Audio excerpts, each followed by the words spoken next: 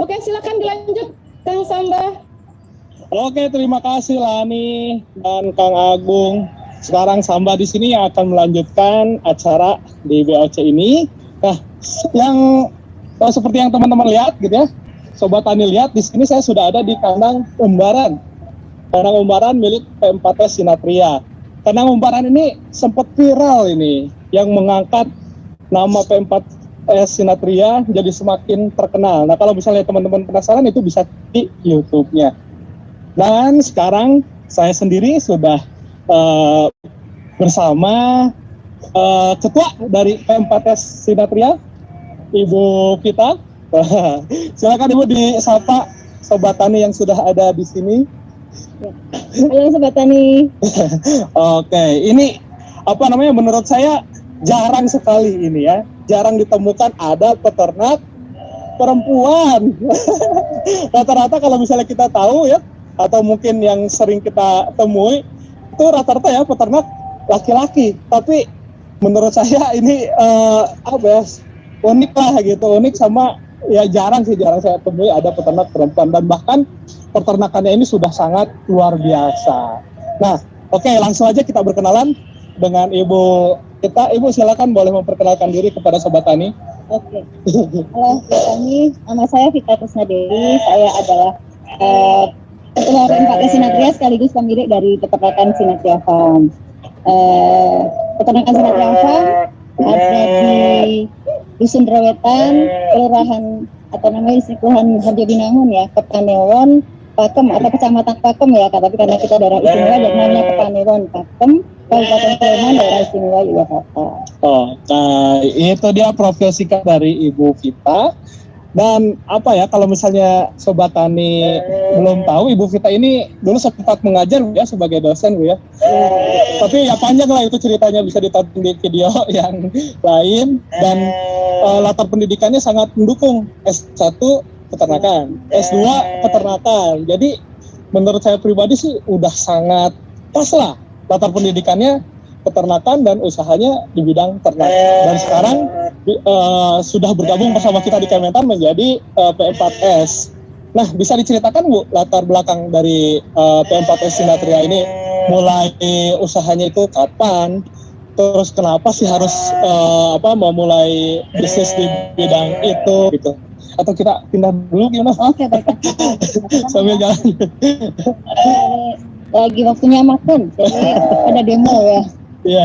Jadi P4S Sinatria ini didirikan tahun 2018 ya. Sebenarnya awalnya kita memulai tahun 2018, sekitar tanggal Mei lah ya. 2018 Mei. Ya. Nah kemudian kenapa kok saya merintis peternakan domba gitu ya, bukan yang lain. Ya, pertama basic ilmu saya itu di bidang ternak kan? Ya. Kemudian dan memang peternakan itu menjadi sesuatu yang bagi saya harus segera kita budidayakan di sektor peternakan ini gitu. Yeah. Kalau kita melihat apa sih sektor peternakan kita yang saat ini bisa kita unggulkan gitu, mungkin baru ayam yang kita bisa ekspor gitu. Yeah, betul. Tapi yang lainnya kan kita masih impor gitu. Nah, sektor peternakan domba ini kita belum sebenarnya aja kita nggak usah impor lah ya gitu ya. Nah, sementara kebutuhan daging itu makin hari makin meningkat, dan saya masyarakat Indonesia itu makin lama makin sejahtera. Ya kan? Pada senang sate. Sate lembah. Orientasi konsumsi gitu ya akan bergeser dari tempe ke telur, telur ke ayam. Nah, ayam mestinya nantinya akan ke kambing domba. Sudah terbukti. Terbukti dengan meningkatnya konsumsi domba dari tahun ke tahun.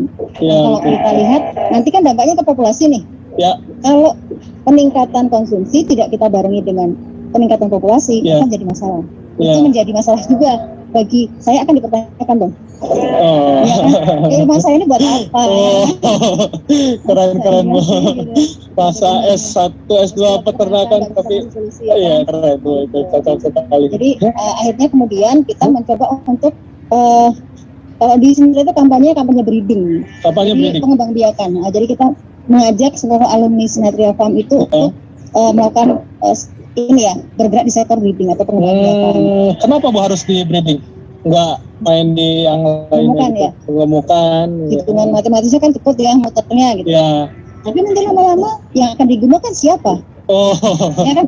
ya betul. Tapi jangan gemukan gitu. Masa Nanti kita Bu, saya udah gemuk gitu, makin gemuk lagi.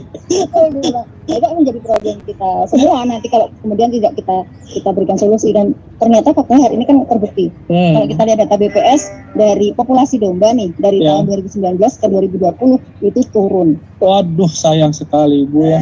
Padahal masyarakat kita makin lama makin banyak nih. Masyarakat Indonesia itu makin bertambah terus gitu, kebutuhan makin banyak. Kebutuhannya buat apa sih Pak? Kuliner. Jadi kan kita nyebutnya taunya kuliner aja nih. Domba ini buat kuliner nih. Bukan, nggak cuma kuliner. Apa lagi? Coba yang namanya akikoh. Akikoh, ya betul. Semakin banyak manusia, dan saya yakin akan terus ada kelahiran manusia sampai hari kiamat ya. Betul. Berarti setiap domba ini akan terus dibutuhkan sampai itu dia. Nah, terus dari situ kemudian kita lihat fenomena kok seperti ini ya, populasi turun, akhirnya kita teliti. Terus di sisi lain saya juga karena dulunya memang saya ngajar, terus akhirnya saya lihatnya anak muda nih. Anak muda. Peternakan ini yang garap ini saat ini rata-rata usianya sudah di atas 50 tahun. Bapak-bapak, kakek-kakek gitu ya, udah tua. Gimana nih nanti regenerasinya? Sementara kan kalau ini kita biarkan, terus kemudian tidak ada regenerasi, ya sudah nanti tidak ada peternakan. Oke, itu keren sekali Sobat Tani. Tadi Ibu Vita ya, bikin peternakan ini untuk menjawab permasalahan yang memang ditemui di lingkungan gitu ya.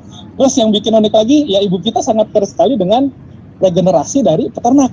Bahkan ya semua pegawainya di sini milenial Bu ya, milenial, dan sudah dengar-dengar sudah banyak juga Bu ya yang datang ke sini milenial dan melakukan bisnisnya sendiri dan sukses juga ya katanya gitu. Nah lulusannya atau yang pernah belajar ke P4S Sinatria ini udah berapa banyak Bu? Oh ya, jadi di P4S Sinatria itu ya kita ada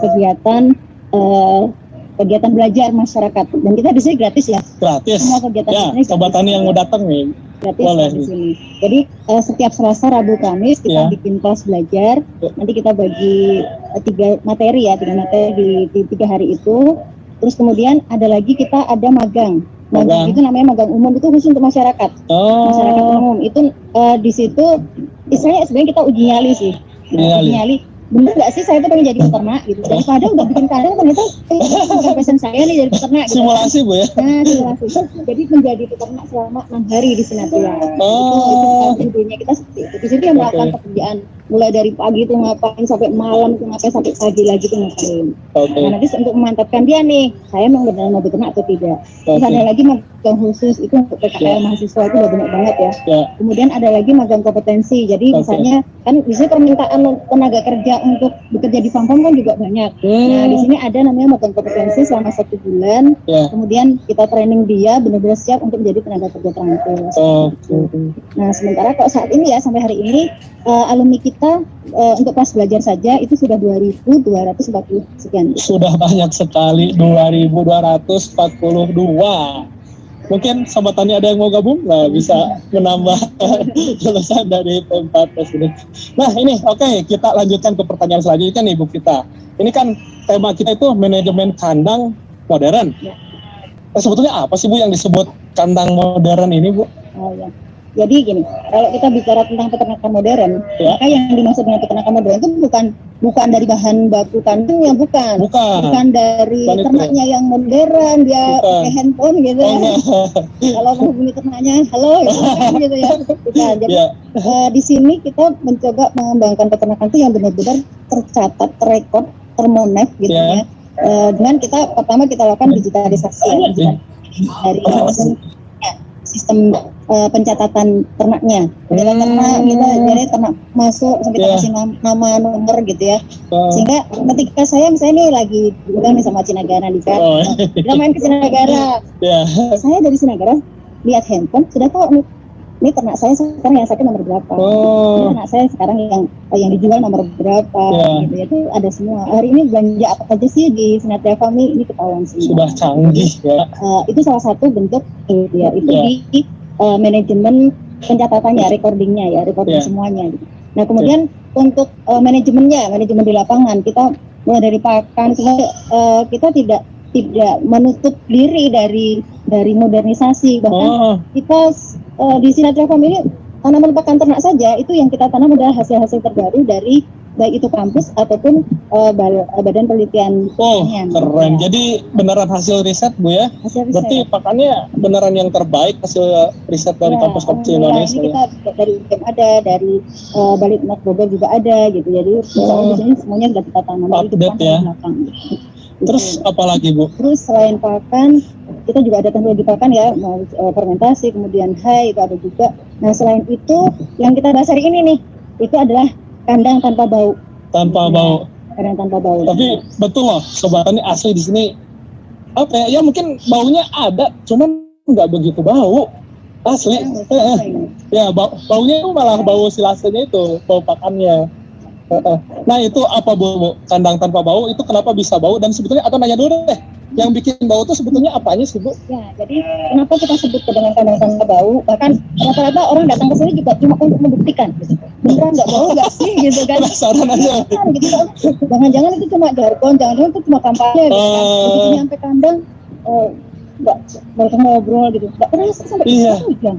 Bau nggak? Betah ya? Betah ternyata di sini kayak gitu. Nah, sebetulnya penyebab utama yang bikin bau apa Bu? Yang bikin bau itu sebenarnya kan purinnya. Jadi purin ya. amoniak yang dimunculkan itulah yang kemudian menyebabkan bau. Gitu. Kalau keluar mesti ada amoniaknya. Ya betul. Dari amoniak itulah kemudian kita kondisikan. Jadi kita mengkondisikan urinnya. Kita di sini kalau ditanya itu prosesnya atau urin tambahin apa? Enggak, kita tambahin apa-apa. Kita murni hanya dari mengandalkan konstruksi kandang saja. Asal itu teramankan, terkondisikan, itu kandangnya tidak bau. Oke, kita lihat Bu. Sebetulnya gimana sih caranya untuk mengkondisikan itu? Oke, tapi sebelum lihat, katanya ada kuis dulu. Nah, Ibu mau ngasih pertanyaan atau dari saya? Dari Ibu aja deh boleh. Pertanyaannya. Pertanyaan saya. Tunggu dulu Bu, biar Sobat Tani siap-siap dulu. Tangannya siap-siap ya di keyboard masing-masing, biar nanti ketika Ibu kita mengajukan pertanyaan itu cepet-cepetan jawab. Udah siap ya? Silahkan Ibu. Jadi apa yang menyebabkan bau dari kandang ternak? Oke, pertanyaannya apa yang menyebabkan bau di kandang ternak? Dijawab, nanti pemenangnya akan diumumkan di akhir acara ini. Kita lanjutkan Bu. Nah, gimana Bu cara memfilter urin sama kotorannya itu? Jadi ini konstruksi yang dibuat di Sinatria Farm ya. Nanti saya harapkan teman-teman akan melakukan inovasi tersendiri, inovasi baru untuk membuat pengkondisian urin yang lebih simpel mungkin ya. Nah ini kan yang inovasi kita. Kita membuat kandang itu dengan 2 lapisan seperti ini. Ini bawah kandang ya. Jadi kandangnya panggung. Kemudian lapis kita buat di bawahnya itu ada lapisan jaring dan ini ada fiber plastik. Kenapa kok kita menggunakan bahan ini? Karena ini bahan yang murah. Jadi semua masyarakat, semua peternak bisa menggunakannya. Jaring ini kita gunakan untuk menampung fesesnya. Jadi nanti fesesnya dari sana, ini kita tampung di sini. Kemudian ini kita bikin miring, kemiringannya kita bikin 30 derajat gitu ya, supaya tidak lompat. Jadi ini prosesnya nggak lompat. Kalau nggak mau lompat, jadi di sini kita tambahin kayak penyaring lagi lah Bu, tambahan penghalang ya. Penghalang gitu. Terus ini dari jaring ini nanti larinya ke talang sini, fesesnya ini. Feses akan lari ke talang sini. Sedangkan urin karena jaringnya ini berlubang, maka dia akan turun ke sini. Iya betul. Turun ke sini, nanti dari sini dia akan turun ke talang di bawah. Talang. Oke. Mau tahu apa perlu dipraktekkan? Soalnya kalau nyuruh domba keluar urinnya agak susah ya. Susah dulu. Bisa dipraktekkan Mas. Coba ada air atau enggak? Ini. Nah sambil nunggu, mungkin bisa kita lihat dulu di sini ya. Tadi itu apa namanya? Penggambaran kotoran yang jatuh tadi Bu ya. Nah ini contohnya ini ya. Jadi kan feses itu kan ada di sini ya. Jadi dia jatuh ke sana, dia turun langsung jatuh ke sini. Kalau ini kemiringannya terlalu miring, dulu kita pernah bikin terlalu miring. Akhirnya si emas hitam ini dia akan lompat. Emas hitam. Ini emas hitam tadi. Ya karena ini cuan. Saya sepakat sekali dengan Bapak Kabale tadi. Betul ya. Duit. Iya, bisa jadi duit. Jadi kita melihat satu butir feses ini Ini kita harus melihatnya sebagai rupiah ya, duit ya. Nah, karena dia ini kita bikin tidak terkoreksi ya. Jadi kenapa kita mengatakan terkoreksi ya inilah terkoreksi itu di sini. Iya. Karena dia tidak bercampur antara feses dengan urin, maka fesesnya ini kering. Oh, ya. Ini ya, basah ya. jatuh ya, basah jatuh. Oh, ya. Nah, ini. Kering. Tidak basah, tidak apa ya, mengandung urin gitu. Nah, ini ada yang keluar tuh. Nah, itu tuh. Oh iya, ini kok. Kelihatan kan? Ini ada yang keluar tuh. Oh iya. Langsung ngalir ke tempat penampungan. Ngalir ke sana, ke tempat penampungan. Seperti itu. Prosesnya pun tadi kan sudah jatuh, nah langsung. Untuk pengolahannya sendiri, Bu, urin sama emas hitamnya ini dikemanakan? Emas hitam. Ini sampai hari ini kita belum sempat ngolah. Belum sempat ngolah. Itu sudah inden. Belum sempat diolah, udah banyak yang inden. Nah, itu contohnya itu. Jadi inden itu harusnya 50 karung, tapi belum sampai itu. Jadi sampai 50 karung baru diambil gitu. Jadi di sana ini kita kan produksi per hari dari 100 ekor ternak, itu per hari kita bisa menghasilkan 4 karung. 4 karung. Saya sepakat dengan Bapak Kabale, ini akan jadi duit Pak. Satu karungnya itu 25.000. Berarti satu hari kita 100.000, lumayan kan Pak itu ya. 100.000 dikalikan 30. Bulan. Berarti 1 bulan kita dapat 3 juta dari feses saja. Oh. Feses saja. Lumayan ya. Iya, lumayan sekali Bu. Nah, urut juga kita tampung. Kenapa kita tampung? Karena kita punya pasar. Kemudian kalau tidak ya kita pakai untuk kita bikin PLC. Terus di sini juga biasanya warga kita persilakan ngambil sendiri gitu. Gratis nah, atau gratis? Itu penggunaannya untuk apa aja tuh? Biasanya untuk ngocor tanaman cabai. Oh, ya, biasanya untuk itu, ngocor tanaman cabai, sayur-sayuran kayak gitu. Oke. Oke. Pertanyaan selanjutnya nih Bu. Nah, kenapa sih gitu ya? Kita itu harus bikin peternakan yang modern. Sebetulnya kan kalau misalnya sekarang lihat ya peternak mungkin masih banyak ya yang menerapkan sistem pada umumnya lah gitu ya. Nah, itu keuntungannya apa aja sih kalau misalnya kita bisa membuat ya kayak tadi mengaplikasikan menanam pakan yang hasil riset terbaru, terus tadi memisahkan urin sama fesesnya. Itu kan keuntungannya apa aja selain dari material atau misalnya uang yang kita dapatkan dari feses itu?